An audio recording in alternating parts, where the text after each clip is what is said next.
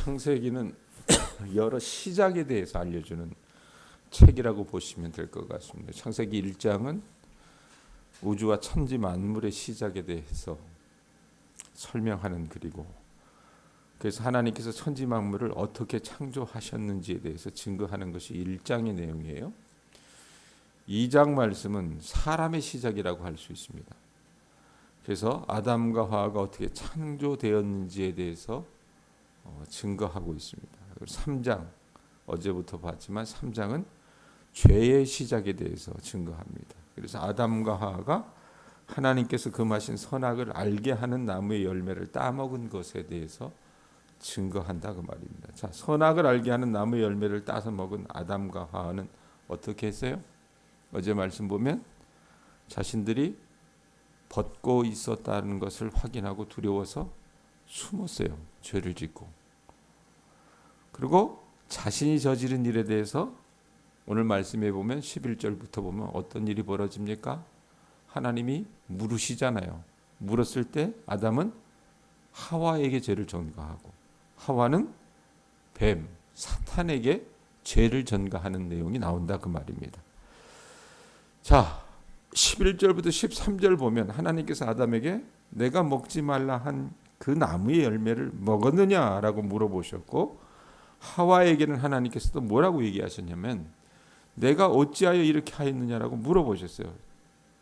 아담은 하와에게 탓하고 하와는 뱀에게 탓하니까 하나님께서 그렇게 물어보셨다 그 말입니다. 자, 그런데 뱀에게 하나님께서 너 어떻게 해서 이런 일을 벌였느냐라고 물어보십니까? 묻지 않으시고 바로 하나님이 단죄하십니다. 14절 한번 보세요. 14절 보면 여호와 하나님이 뱀에게 이르시되, 자, 묻지 않고 뭐라고 얘기해요? 내가 이렇게 하였으니 내가 모든 가축과 들의 모든 짐승보다 더욱 저주를 받아 배로 다니고 살아있는 동안 흙을 먹을지니라. 내가 이렇게 하였으니, 내가 이렇게 했기 때문에 단도직입적으로 하나님이 이 사탄, 뱀의 죄를 지적을 하신다 그 말입니다. 아마도 아담과 하와에게는 하나님께서 물으심으로 인해서 이들이 회개할 기회를 주신 것 같고, 뱀은 바로 정지하셨어요. 자, 이것만 봐도 여러분, 하나님께서 그분의 형상을 따라 창조하신 이 사람을 얼마나 사랑하시는지를 우리가 알 수 있지 않을까 싶어요. 자, 뱀이 정죄를 받아 어떻게 됩니까? 다리가 아닌 배로 기어 다니게 됐다 그랬어요. 그리고 살아있는 동안 내 생명의 모든 날들 동안 뭘 먹어요? 흙을 먹을지니라 라고 14절 끝에 나와 있습니다. 자, 그래 놓고 나서 뱀에 대한 심판이 이어지는 것이 15절이에요. 어떤 말씀이 있어요? 내가 너로 여자와 원수가 되게 하고 내 후손도 여자의 후손과 원수가 되게 하리니 여자의 후손은 내 머리를 상하게 할 것이요 너는 그의 발꿈치를 상하게 할 것이니라, 이 말씀이 있어요.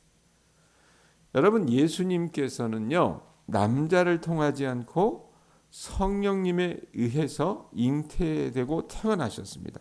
그래서 마태복음 1장의 족보 이야기를 보면 아무개가 아무개를 낳고 이 이야기가 계속 반복이 되잖아요. 반복이 되는데 아버지가 아들을 낳은 사실을 반복해서 말하고 있다 그 말입니다. 자, 그런데 말씀해 보면 그 누가 누구를 낳고 하는 그 이야기가 예수님까지 이어오는데 예수님 아버지가 누구예요?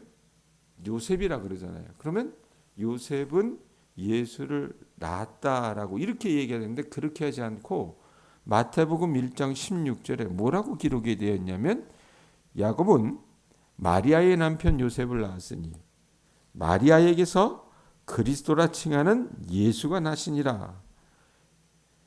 마리아에게서 그리스도라 칭하는 예수가 나시니라, 이렇게 얘기해요. 그러니까 예수님은 요셉이 아니라 마리아가 낳았다라고 얘기해요.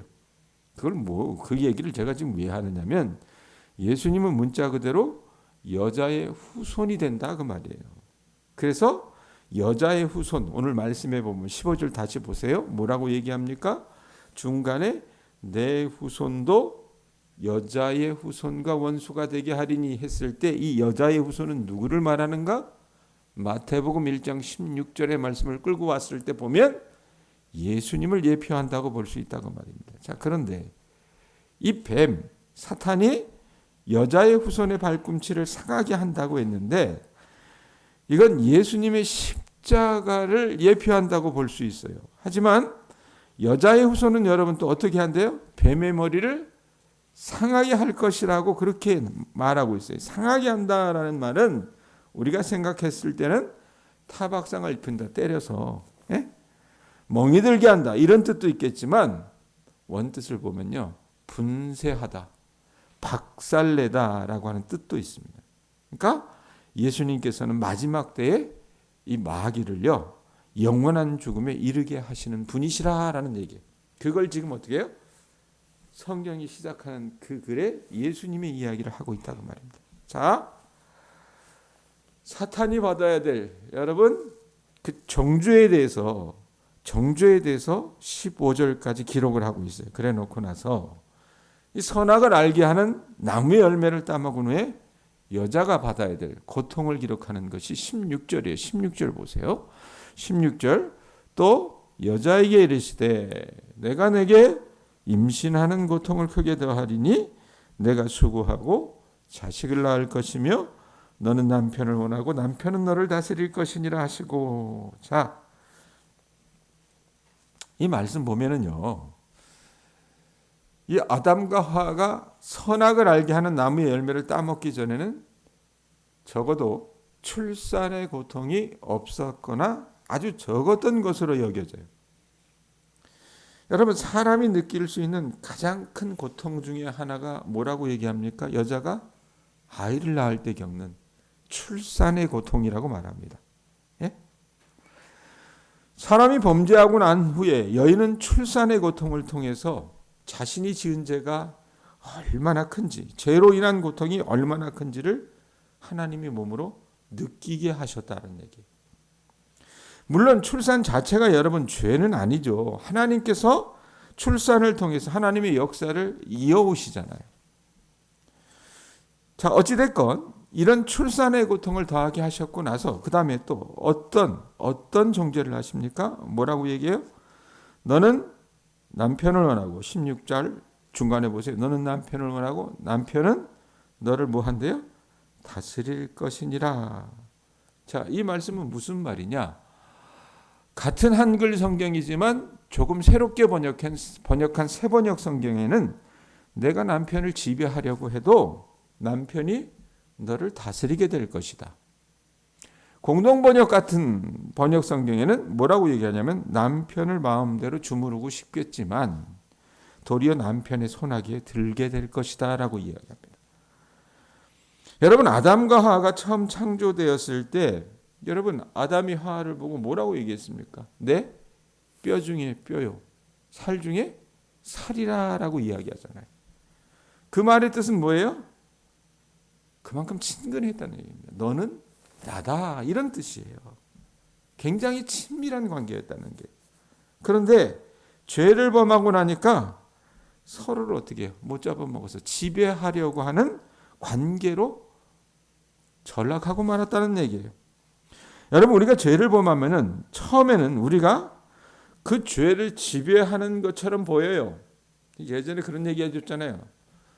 제가 청년부, 아주 큰 청년부 사역을 했을 때 그 교회 회계가 돈을 보고 욕심이 나가지고요. 내가 그 회계한테 참 잘해줬거든요. 그리고 그 교회 재정은 목사가 관할하는 것이 아니라 장로 둘이 이 재정을 관할했어요. 왜? 청년부가 워낙에 크기 때문에. 근데 이 장로들이 소위 말하면 자기 책임을 등한시하고 회계가 돈을 어떻게 관리하는지 체크를 안 해가지고 제가 어느 날인가 보다 보니까 뭔가 숫자가 자꾸 안 맞아요. 그래서 이걸 몇 달을 지적하다 도저히 안 되겠다 싶어가지고 통장을 가져와 보라고 그랬어요. 그 교회에 들어가서 사역한 지 4년 만에. 얘가 갖고 왔는데 어떤 일이 벌어졌냐면 헌금 바구니에서도 헌금을 털고 통장에 입금하면서도 헌금을 턴 거예요. 그런데 내가 이 친구한테 너무 잘해줬거든요. 장학금도 주고 혜택을 많이 줬는데 너무 야속하잖아요. 얘를 데려다 물어봤어요. 야, 너 나한테 미안한 게 없었더냐? 미안한 마음도 없었어? 그랬는데 헌금 바구니에서 처음 한 3번 정도 만질 때까지는 어떻게 목사님한테 미안하더래요. 근데 4번째부터는요 그런 마음이 전혀 들지 않더래요. 전혀 들지 않더래요. 여러분, 우리가 죄를 범하면요 아무도 모를 거라고 생각하고 내가 그 죄를 지배한다라고 생각할 수 있겠지만 결국엔 어떻게 해요? 그 죄가 우리를 삼키게 됩니다. 지배해요. 저는 그걸 봤어요. 근데 이게 남 일이 아니에요. 우리도 그럴 수 있다는 얘기입니다. 자, 여자가 받아야 될 고통에 대해서 15절, 16절이 이야기한다고 그랬어요. 자, 이제 남자가 받아야 될 고통은 어떤 것인가? 17절, 18절 보세요. 아담에게 이르되 내가 내 아내의 말을 듣고 내가 내게 먹지 말라 한 나무의 열매를 먹었은즉 땅은 너로 말미암아 저주를 받고 너는 내 평생에 수고하여야 그 소산을 먹으리라. 땅이 내게 가시덤불과 엉겅퀴를 낼 것이라. 내가 먹을 것은 밭의 채소인즉. 자, 아담과 하하가 범죄한 다음에 하하가 느껴야 될 고통은 뭐였어요? 출산의 고통이라 그랬잖아요. 이건 여러분 어떻게 보면 큰 고통이긴 하지만 짧은 기간에 겪을 고통입니다. 9개월이에요. 9개월. 그런데 남자 아담은 여러분 말씀해 보면 뭐라고 얘기합니까? 17절 너는 내 뭐라고 얘기해요? 평생의 수고예요. 평생의 수고를 하는 그 고통을 겪게 되는 거예요. 19절 보세요. 내가 흙으로 돌아갈 때까지 얼굴에 땀을 흘려야 먹을 것을 먹으리니 내가 그것에서 취함을 입었음이라. 너는 흙이니 흙으로 돌아갈 것이니라. 이렇게 얘기해요. 자, 얼굴에 땀을 흘려야 라고 하는 이 표현에서 여러분 얼굴이라고 하는 말은요 원래 본 뜻은 뭐냐면 코라고 하는 뜻이래요. 코에 땀을 흘려야 된다. 이게 뭐냐? 우리 일을 해보시면 아시잖아요. 여러분들 땀이 처음에는 이마에 송골송골 맺히다가 어느 순간에는 여러분 이 땀이 어떻습니까? 뺨을 타고 흘러내리기도 하고 또 눈썹을 타고 내려와서 눈에 들어가기도 합니다. 자, 그러다가 코허리를 타고 내려요. 그 모습을 표현하는 것 같아요. 그렇게 수고의 땀을 평생토록 흘려야 된다는 얘기입니다. 그러면서 말씀해 보면 뭐라고 얘기해요? 19절 뒤에 보면 너는 흙이니 흙으로 돌아갈 것이니라. 결국에는 흙에서 왔기 때문에 흙으로 돌아가게 될 것이라고 말씀을 하세요. 본래 여러분 죽음을 맛보지 않아도 됐었어요. 죄를 짓기 전에는. 그랬지만 범죄 이후에는 인간이 어떻게 죽음에 이르는 존재가 될 수밖에 없다라고 그렇게 말씀하십니다. 자, 그래 놓고 나서 20절에서 24절의 말씀이 이어지는데 하나님이 아담과 하와를 에덴 동산에서 쫓아내세요. 그리고 그 동산을 닫게 하신 일에 대해서 말씀하시는데 한번 보세요. 20절 보세요. 자, 아담이 그의 아내의 이름을 뭐라 불렀대요? 하와라 불렀으니 그는 모든 산자의 어머니가 됨이더라 이랬어요. 자, 지금까지 여러분 우리가 창세기 말씀을 쭉 읽어보지만 20절 전 3장 20절 전까지는 하와의 이름이 없었어요. 그냥 여자라고 불렀습니다. 여자라고. 그런데 아담이 비로소 그의 아내의 이름을 뭐라고 불렀다라 그래요? 20절에 뭐라 그래요? 하와라 불렀다 그래요. 하와. 자, 하와 앞에 여러분 성경 갖고 계시잖아요? 숫자로 1이라고 써 있어요? 없어요? 있죠? 그 1, 밑에 1을 보면 뭐라고 써 있습니까? 생명이라고 돼 있죠? 보여요? 예? 그러면 하와의 뜻이 여러분 무슨 뜻이란 얘기예요? 생명이란 뜻입니다. 선악을 알게 하는 열매를 먹은 이후에 사람에게 여러분 죽음이 찾아왔어요. 우리가 그 말씀을 통해서 봤잖아요. 그런데 여인을 통해서 하나님께서 어떻게 하십니까? 생명이 이어질 것을 약속하고 계세요. 그 다음에 21절 보세요. 하나님의 사랑 우리가 계속 볼 수 있는데 21절 보면 여호와 하나님이 아담과 그의 아내를 위하여 뭘 입히셨대요? 가죽옷을 지어 입히셨다라고 얘기합니다. 자, 이 아담과 하와가 하나님께 범죄해서 선악과를 따먹은 다음에 자기들이 벗은 상태라고 하는 것을 확인하고 나서 자기들이 여러분 지어 입은 옷이 있었는데 그 재료가 뭐였어요? 무화과 나무 잎이었잖아요. 예? 무화과 나무 잎을 엮어서 치마를 만들어 입었어요. 여러분 죄를 짓게 되면 나타나는 현상이 뭐냐면 가장 먼저 나타나는 현상이 수치심입니다. 부끄러워요. 그래서 어떻게 해요? 숨어요. 숨고 핑계대고 남 탓하고 이런다고 말입니다. 자, 그런데 우리가 여러분 요즘 시대 사람들이 참 내가 봤을 땐 충충이에요. 왜 그러냐면 죄를 짓게 되면 우리가 수치심이 있어야 되는데 수치심이 찾아오지 않는 그런 상태에 있는 사람들이 허다하다고 말입니다. 그렇게 되면 여러분 어떻게 돼요? 그 죄에 먹힌 것과 같다고 말입니다. 감각이 없는 거예요. 자, 하나님께서 이 죄 지은 아담과 하와를 여러분 어떻게 해요? 그냥 내쫓아 버리면 될 텐데 어떻게 하세요? 가죽옷을 지어 입히셨다 그래요. 자, 가죽옷하고 여러분 무화과 나무로 만든 그 치마하고 재질의 차이가 얼마나 커요. 근데 재질의 차이만 있는 것이 아니라 이 사람들이 만들어 입은 옷은 여러분 치마라 그랬는데 지금의 표현으로 얘기하면 미니스커트 정도라고 보시면 될 것 같아요. 그 크기입니다. 그런데 하나님께서 이들에게 입혀주신 가죽옷은 그 길이가 어디까지 내려오냐면 무릎까지 내려오는 긴 옷이래요. 그 뜻이. 그러니까 원피스와 같은 거예요. 그리고 한번 생각을 해보세요. 가죽옷을 여러분 지어 입히려면 뭐가 필요해요? 짐승이 필요하죠. 짐승을 잡아야 했다고 말입니다. 그것은 여러분 사람의 죄를 속하기 위한 첫 번째 희생이 됐고 구약의 속죄제사의 원형과도 같은 것이었는데 또 이건 여러분 어떤 의미냐면 장차 우리 인류의 죄를 대신 담당하실 예수 그리스도의 희생적 죽음을 예표하는 사건을 보여주는 것과 같다고 말이에요. 사람이 여러분 죄를 지었는데 그걸 누가 담당을 해요? 어느 짐승을 하나님이 죽게 하셔서 그 가죽옷을 입히신 것이나 마찬가지잖아요. 그리고 이것이 신약 시대에 와서 예수님에게 어떻게 해요? 나타난다고 말이에요. 자, 한글 성경에는 21절에 여호와 하나님이 아담과 그의 아내를 위하여 가죽옷을 지어 입히시니라 이렇게 되어 있는데 여러분 이게 원어로 된 히브리어 성경의 그 어순을 따라 번역을 하면 그렇게 나와 있지 않고 어떻게 나와 있냐면 처음에 지으셨다라는 표현이 있어요. 지으셨다. 그래 놓고 여호와 하나님이 아담과 그의 아내를 위하여 가죽옷을 입히셨다. 이런 순서로 되어 있어요.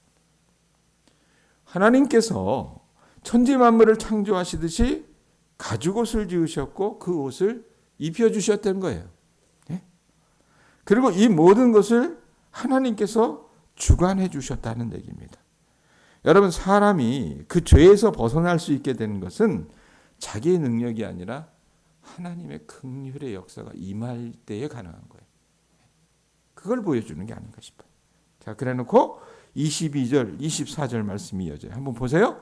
여호와 하나님이 이르시되 보라, 이 사람이 선악을 아는 일에 우리 중 하나같이 되었으니 그가 그의 손을 들어 생명나무 열매도 따먹고 영생할까 하노라 하시고 여호와 하나님이 에덴 동산에서 그를 내보내어 그의 근원이 된 땅을 갈게 하시니라. 이같이 하나님이 그 사람을 쫓아내시고 에덴 동산 동쪽에 그룹들과 두루 도는 불칼을 두어 생명나무의 길을 지키게 하셨다라고 해요. 자, 아담과 하와가 더 이상 에덴 동산에서 살지 못하게 됐어요. 죄를 지어가지고. 근데 이 말씀에서 중요한 건 뭐냐면 에덴 동산에는 선악을 알게 하는 선악과 그 열매만 있었던 것이 아니라 생명을 아는 생명나무의 열매도 있었다는 거예요. 자, 하나님께서 사람이 생명나무의 열매를 먹으며 영원한 생명을 누리기를 원하셨던 것 같아요. 이들이 죄 짓기 전에. 그런데 아담과 하와는 생명나무의 열매를 선택하지 않고 선악을 알게 하는 나무의 열매를 선택했어요. 그 결과 모든 인간에게 죽음이 찾아온 거라 그 말입니다. 여러분, 우리나라 TV 회사 중에 우리 집 TV는요 삼성이 아니라 LG인데 이 LG 옛날 럭키금성이라고 하니 럭키금성 전에 금성 TV에 여러분 광고가 있었어요. 이게 뭔지 아세요? 광고 문구 남해수 권사님. 순간의 선택이 몇 년을 좌우해요? 10년을 좌우합니다라고 하는 그 광고 문구 여러분 우리가 기억을 하실 거예요. 아담과 하와에게는 여러분 순간이 낙원을 좌우했고 영원한 생명을 좌우한 거예요. 하나님 말씀대로 여러분 그들이 그 계명을 지켰다면 그들이 그 삶 속에서 점진적으로 하나님의 계명을 여러분 어떻게 해요? 순종하고 살아갔더라면 바른 분별을 하고 바른 선택을 했다면 여러분 어떻게 해요? 영원한 생명을 얻는 그런 삶을 살 수 있었는데 순간 선택을 잘못해서 어떻게 해요? 10년을 좌우한 것이 아니라 여러분 어떻게 해요? 평생 그들이 이런 비참한 삶을 살아갈 수밖에 없었다고 말이에요. 여러분 우리가 분명히 알아야 될 게 뭐냐면 오늘 말씀에 보면 하나님의 긍휼의 모습, 사랑의 모습을 보기도 하지만 우리가 분명히 알아야 될 게 죄에 대한 책임은 누가 지는 거예요? 내가 지는 거예요. 내가 지는 겁니다. 오늘 말씀에서 보면 여러분 그런 얘기를 했잖아요. 수치심이 없는 현대인들을 우리가 좀 살펴볼 필요가 있다고 그랬어요. 여러분 우리도 어떤 경우는요. 그 사람들처럼 그렇게 여러분 뻔뻔하게 다닐 때가 많아요. 하나님이 여러분 우리 죄를 모를 거라고 생각을 해요. 하나님이 묵과하실 거라고 생각해요. 그래서 상습적으로 죄를 반복해서 짓고 결국은 양심이 마비되어 가지고 금수처럼 짐승처럼 사는 인간들이 얼마나 많습니까? 얼마나 많아요. 여러분 윤석열 씨가 계엄하고 나서 벌어졌던 그 모든 상황들을 잘 지켜보세요. 윤석열이 썼던 사람들이 서울대 출신들의 사람들이 얼마나 많아요. 우리나라에서 여러분 가장 똑똑하고 많이 배운 사람들이에요. 법을 전공한 사람들이라 그 말입니다. 그러면 그 사람들이 인간이라면 어떻게 해요? 수치심을 느껴야 되는데 그랬어요? 안 그랬어요? 안 그랬어요. 양심이 화인 맞아가지고요. 짐승만도 못한 삶을 여러분 온 백성 앞에 보여줬었고 거기에 일조한 게 뭐냐면 이 보수 개신교라 그 말입니다.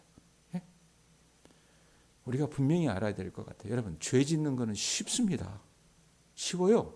눈 하나 깜짝 안 하고 제가 아까 그 얘기 해줬잖아요. 그 자매가 야, 넌 내가 나한테 미안한 거 없더냐 그랬더니 아니 한 3번 정도만 미안하면 된대요. 4번째부터는 눈 하나 깜짝 안 하고 이렇게 털 수 있었다고요. 죄 짓는 건 여러분 쉬워요. 그런데 그 결과는요 치명적이다라고 하는 것을 우리가 알 필요가 있습니다. 반대로 바른 삶을 사는 것은요 여러분 죄를 짓는 것보다 몇 배나 더 어렵고 우리 눈에는 번거롭게 보인다고 말해요. 그러니까 어떻게 해요? 자꾸 길에서 벗어나는 거예요. 자꾸 길에서. 근데 우리가 분명히 알아야 될 게 있어요. 여러분. 무엇이 우리를 살게 합니까? 무엇이 우리를 살게 해요? 하나님의 말씀대로 살아가는 것만이 우리 삶을 여러분 살게 하는 생명의 젖줄인 것을 우리 교우들이 아셨으면 좋겠어요. 아셨어요? 그러니까 이 끔찍한 형벌의 결과를 여러분 바라보시면서 우리를 살아가게 해주신 하나님의 은혜에 우리가 감사할 수 있는 부분도 있지만 우리는 어떻게 해요? 이 조상들의 여러분 죄악들을 보면서 어떻게 반면교사 삼으셔.